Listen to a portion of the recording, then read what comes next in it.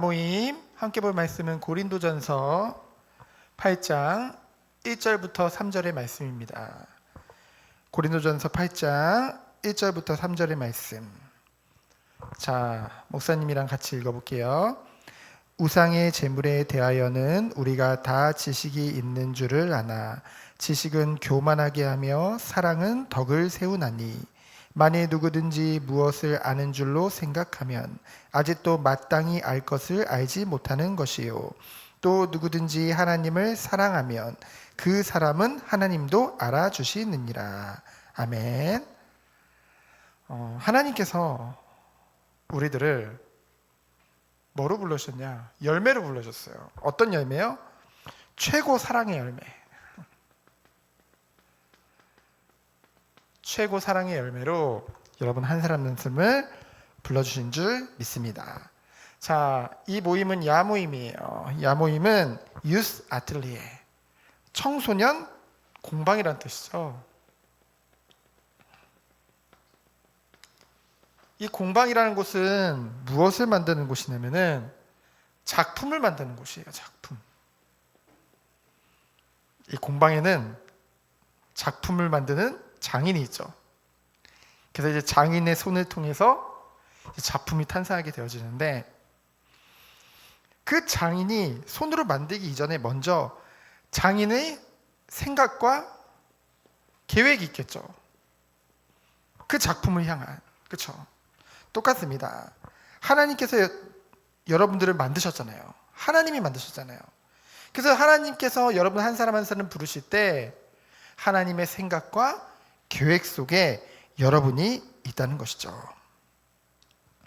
그래서 하나님의 최고의 생각과 계획은 무엇이었을까요? 사람을 만드실 때 바로 하나님은 사람과 교제를 갖추기 위해서 만드셨어요. 여러 가지가 있겠지만은 영적으로 우리들과 함께 교제를 나누시기 위해서. 그래서 사실은 우리가 사람들과의 관계도 중요하고 사람들과의 교제도 중요하지만은 가장 중요한 것이 뭐예요? 하나님과의 교제죠. 근데 첫사람인 아담 만드실 때 하나님의 형상으로 하나님과 교제할 수 있도록 만드셨는데, 이 교제를 할 수 없는 상태가 돼버린 거예요. 누가요? 인간이요. 사람이요. 왜 그러냐? 첫사람인 아담과 하와가 여러분이 알다시피 선악을 알게 하는 나무의 열매를 따먹음으로 하나님 앞에 죄를 짓게 된 거예요. 그렇죠? 그걸 뭐라고 하냐? 원죄라고 하죠. 원죄. 첫사람인 아담과 하와가 지은 죄. 이로 말미암아 어떻게 됐냐? 하나님과 인간 사이에 함께 할 수 없는 벽이 생겨버린 거예요. 어떤 벽이요? 죄라는 벽이요. 하나님은 거룩하신 하나님이시기 때문에 죄인된 인간이 더 이상 하나님과 교제할 수 없게 되어진 것이죠. 근데 하나님께서는 이러한 인간들을 사랑하시사 어떻게 하셨어요? 이 죄를 대신 해결해 주시겠다고 약속해 주신 거예요. 그걸 뭐라고 하냐면은 대신 죄를 속하는 거, 그걸 뭐라고 하냐면 대속이라고 해요. 대속. 대속의 은혜를 우리에게 베풀어 주신 거죠. 이 죄에 대한 대속이요. 누구를 통해서? 바로 그리스도를 통해서. 예수님이 이 땅에 어떻게 하셨어요? 인간의 몸을 입고 이 땅에 오신 거예요. 그걸 뭐라고 해요? 성육신이라고 하죠. 그리고 예수님께서 33년 동안 이 땅에서 인간으로 사셨는데 마지막 3년을 공생기간이라고 하거든요. 그 공생기간 동안 많은 증거를 보여주셨어요. 구약에 예언된 그리스도 메시아가 바로 예수님임을 많이 증거하셨죠. 그리고 약속대로 우리를 위해서 고난당하시고 핍박당하시고 십자가에 달려서 죽으신 거예요. 왜 죽으셨어요? 우리의 죄를 위해. 죄를 다 대신 지시고 그 죄의 값으로 죽으신 거예요. 근데 그냥 죽고 끝났을까요? 아니요. 약속대로 3일 만에 다시 부활하신 것이죠. 그래서 우리가 이 예수 그리스도를 통해서 그 예수 그리스도를 믿음으로 이 죄의 담이 허물어진 거예요. 그렇죠? 그래서 우리가 뭐예요? 예수 그리스도를 통해서 우리 또한 의롭다함을 받게 되어진 것이죠. 그래서 예수님을 통해서 다시 하나님과 교제할 수 있는 길이 열린 거예요. 그래서 예수님이 내가 곧 길이요 진리요 생명이라고 하신 것이죠. 그래서 여러분들은 늘 기억해야 될 것이 있어요. 내가 누구인가? 여러분이 어떤 존재인가? 우리는 죄인이었어요. 그렇죠? 첫사람인 아담과 하와로 말미암아 그 원죄로 인해서 우리는 전적으로 부패하고 전적으로 타락했던 완전한 악한 죄인이었어요. 근데 하나님께서 이러한 우리를 택하신 거예요. 이것을 은혜라고 해요. 왜 은혜라고 하냐면은, 아니 내가 엄청 잘하고 엄청 열심히 일해가지고 그 월급을 받아요. 그거를 선물이라고 하지 않죠. 내가 열심히 일하고 최선을 다해서 엄청난 이익을 줬기 때문에 그 사람에게 월급을 받는다. 그거는 은혜다, 선물이다라는 말을 안 해요. 하지만 우리가 아무것도 잘한 것이 없는데, 잘한 게 하나도 없는데, 우린 그저 죄인이었는데 하나님이 우리를 선택하신 거예요. 그래서 그걸 은혜라고 해요. 그래서 어떻게 하셨어요? 우리의 죄를 대신 지신 거예요. 대신 속죄하신 거예요. 어떻게 해요? 십자가에서 죽으심으로 말미암아, 그리고 부활하심으로 말미암아, 그 그리스도와 우리가 연합됨으로, 연합이란 말은 뭐예요? 그 그리스도의 그 십자가의 의와 내가 연합됨으로 우리 또한 의롭다함을 받게 되어진 거예요. 근데 여러분 그거 알아요? 우리는 예수님을 믿음으로 하나님 자녀가 됐어요. 근데 우리는 아직도 육신 가운데 살고 있기 때문에 우리에게 죄의 본성이라는 게 있어. 어려운 말 같죠? 죄의 본성은 뭐예요? 본성. 나도 모르게 죄를 계속 짓고 싶어. 깨끗하고 거룩한 것보다 자꾸만 죄를 짓고 싶어하는 그 죄의 본성, 죄성을 가지고 있단 말이에요. 이것을 아시기 때문에 하나님께서는 우리에게 성령으로 내주하시겠다고 약속해 주신 거예요. 성령이 내 안에 들어오시겠다. 얼마나 큰 은혜예요. 그래서 성령이 내 안에 들어오면서 여전히 우리는 죄를 자꾸만 사랑하는 그 죄성이 있지만은 성령께서 우리 마음과 생각을 지키심으로 어떻게 해요? 죄를 멀리하게 하시고, 그리고 말씀을 가까이 하게 하시고, 여러분이 지금 이 예배 속에 들어온 것이 성령이 여러분에게 은혜를 주시는 거예요. 그렇죠? 성령이 인도하십니다. 이게 성령의 인도예요. 그리고 뭐예요? 결국은 죄를 멀리하고 말씀을 가까이 해서 여러분이 영육 간에 거룩해지도록 하나님이 이끄시는 것이죠. 그래서 예수님을 닮아가는 것, 그걸 뭐라고 하냐? 성화라고 해요. 이 축복을 여러분에게 주신 것이죠. 그러면은 여러분이 이러한 축복을 받았는데, 오늘 원래 고린도전서 7장을 하차는데 8장을 했잖아요. 그래서 고린도전서 7장을 한마디로 말하면 뭐에 대해서 말하고 있냐? 결혼에 대해서 말하고 있어. 여러분 앞으로 결혼할 거죠? 결혼 중요해요. 목사님 결혼했잖아. 자, 결혼에서 가장 중요한 것은 뭐냐? 하나님의 뜻이 중요해. 결혼 자체가 중요한 것이 아니라 하나님이 왜 결혼이라는 것을 허락하셨을까? 그래서 여러분, 누가 뭐래도 여러분이 앞으로 결혼하려면 하나님의 뜻은 뭐냐? 여러분이 정말로 믿는 사람과 결혼하는 것 삶은 원하실 거예요. 그죠? 믿는 사람. 왜? 우리가 영적 존재잖아요. 그래서 우리는 그래, 사랑하면 뭐 불신자면 어때? 믿는 사람이면 어때? 근데 정작 살아보면은 사람은 누구든지 안 맞게 되어져 있어요. 왜냐하면 요즘은 뭐 거의 30살 때 결혼하잖아요. 평균. 그럼 30년을 따로 살았는데 맞을 수가 없어요. 그렇죠? 틀릴 수밖에 없단 말이에요. 근데 육신도 그런데 영적으로 다르다고 생각을 해보세요. 영이 다르다고 생각해 보세요. 그럼 당연히 더 안 맞을 수밖에 없다는 거죠. 그래서요, 믿는 사람과 안 믿는 사람은요, 결국은 삶의 목적, 추구하는 게 달라요. 무엇을 추구하냐? 믿는 자들은 거룩을 추구하고요. 믿지 않는 자들은 육신의 욕심을 따라갈 수밖에 없다는 것이죠. 근데 고린도서 7장을 보면은 불신자와 결혼하는 것에 대해서도 말하고 있어요. 불신자와 결혼했을 때 믿지 않는 자와 혹시 결혼했다, 여러분이. 그랬을 때 오늘 고린도전서 7장 12절로 13절에 보면은 뭐라고 했냐면 절대 버리지 말라. 이 말은 뭐냐면은 한마디로 이혼하지 말아라. 혹시 불신자랑 결혼하면 당연히 힘들거든요. 그렇지만은 그렇다 하더라도 이혼하는 것은 하나님 계획이 아니라는 거죠. 하나님이 짝지어 주셨다고 한다면은 어떻게 하래요?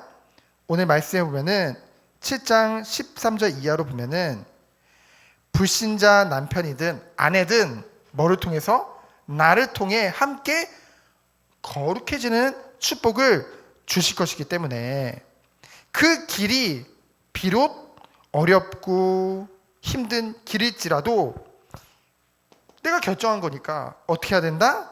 그것을 견디고 이겨내는 것.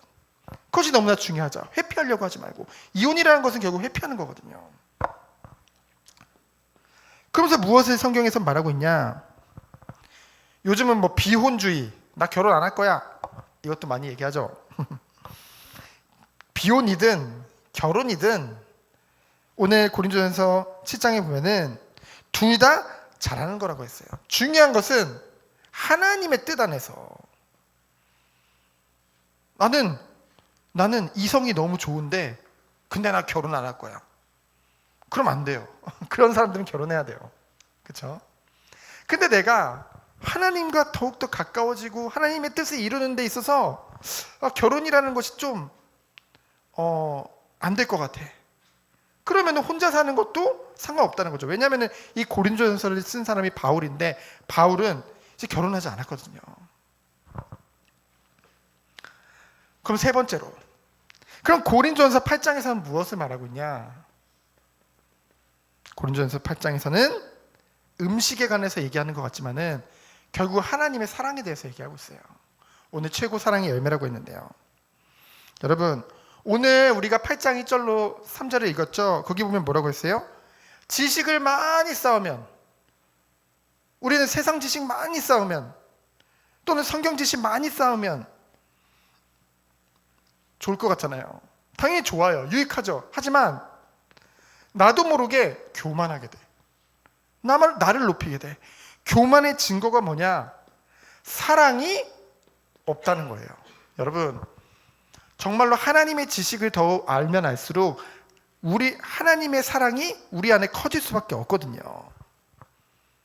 그래서 하나님의 사랑이 커졌다는 것은 성도를 또는 형제를 또는 모든 관계 속에서 이 사랑을 나타낼 수밖에 없는 것인데, 그 사랑이 없다는 것은 뭐예요? 결국은 그 하나님의 사랑마저도 지식으로 쌓고 있다는 것이죠. 여러분, 고린도전서 13장에 보면은 사랑에 대해서 얘기하고 있어요. 사랑은 어떤 게 사랑이냐? 오래 참는데요. 참을 수 있는 게 사랑이에요. 그리고 온유하고 시기하지 아니하고 자랑하지 아니하고, 하나님의 사랑을 알면은 자랑하지 않아요. 그리고 또 뭐래요? 교만하지 않고 무례히 행하지 않고 자기 유익을 구하지 않고. 여러분 잘 화내죠?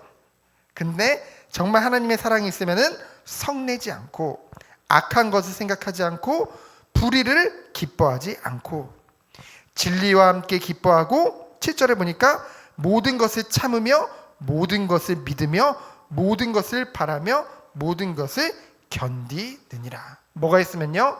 하나님의 사랑이 있으면. 결국은 내가 잘했다. 또는 다른 사람을 미워한다. 또는 악한 생각을 한다. 결국은 뭐예요? 하나님의 사랑이 없기 때문이에요. 또는 하나님의 사랑이 하나의 지식으로만 쌓여있기 때문이에요. 하나님은 우리에게 영원한 사랑을 주셨는데요. 변하지 않는 사랑. 그래서 로마서 8장 35절로 39절을 목사님이 읽어줄게요. 길 것 같지만 길지 않아요. 잘 들어보세요. 로마서 8장 35절로 39절에 보면은 뭐라고 했냐면요. 누가 우리를 그리스도의 사랑에서 끊으리요.